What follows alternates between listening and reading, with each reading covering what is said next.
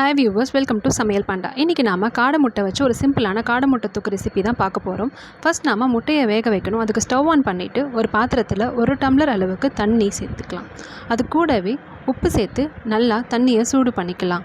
தண்ணி நல்லா சூடாகி பபிள் வர ஸ்டார்ட் ஆனதும் அதில் காடை முட்டையை ஆட் பண்ணிவிட்டு ஒரு 5 மினிட்ஸ் அதை நல்லா பாயில் பண்ணிக்கலாம். பாயில் பண்ண காடை முட்டையை எடுத்து தோல் உரித்து சைடில் தனியாக வச்சிடலாம். அதுக்கப்புறம் ஒரு கடாயில் 1 ஸ்பூன் அளவுக்கு எண்ணெய் விட்டு கடுகு உளுந்து போட்டு தாளிச்சிட்டு ஒரு வெங்காயத்தை பொடி பொடியாக நறுக்கி சேர்த்து நல்லா வதக்கிக்கலாம். வெங்காயம் வதங்கிறதுக்காக லைட்டாக உப்பு சேர்த்து நல்லா கண்ணாடி பதம் வர வரைக்கும் அதை நல்லா வதக்கிட்டு, வெங்காயம் நல்லா கண்ணாடி பதத்துக்கு வதங்கினதும் அதில் கொஞ்சமாக இஞ்சி பூண்டு பேஸ்ட்டு, ஒரு கொத்து கருவேப்பிலை போட்டு நல்லா வதக்கிக்கலாம். இப்போது லைட் ப்ரௌன் கலர் வர வரைக்கும் வெங்காயம் நல்லா வதங்கணும். வெங்காயம் நல்லா வதங்கினதும் பொடி பொடியாக நறுக்கி வச்ச தக்காளியை சேர்த்து லைட்டாக வதக்கிட்டு, அது கூடவே கொஞ்சமாக மஞ்சத்தூள், ஒரு 2 டேபிள் ஸ்பூன் அளவுக்கு மிளகாய்த்தூள், அதுக்கப்புறம் கொஞ்சமாக மல்லித்தூள் சேர்த்து அதை நல்லா வதக்கி, தக்காளி நல்லா ஸ்மாஷ் ஆகிற வரைக்கும் நல்லா வதக்கிக்கணும்.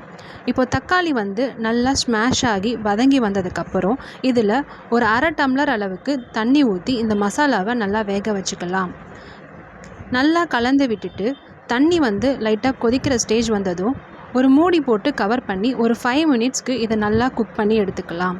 5 நிமிஷம் கழித்து இந்த மசாலாவில் எண்ணெய் பிரிஞ்சு வர அளவுக்கு நல்லா வதங்கினதுக்கப்புறம் இதில் நாம் வேக வச்சு தோல் உரித்து வச்சுருக்க காடை முட்டையை சேர்த்து வதக்கிக்கலாம்.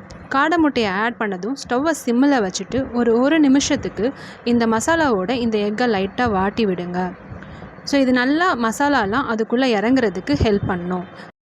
இறக்குறதுக்கு முன்னாடி கொஞ்சமாக கொத்தமல்லி எடுத்து அதை பொடி பொடியாக நறுக்கிட்டு அதை இது கூட ஆட் பண்ணிவிட்டு ஸ்டவ் ஆஃப் பண்ணிட்டோம் அப்படின்னா ஈஸியாக டேஸ்டியாக ஒரு காடை முட்டை தொக்கு ரெசிபி ரெடி.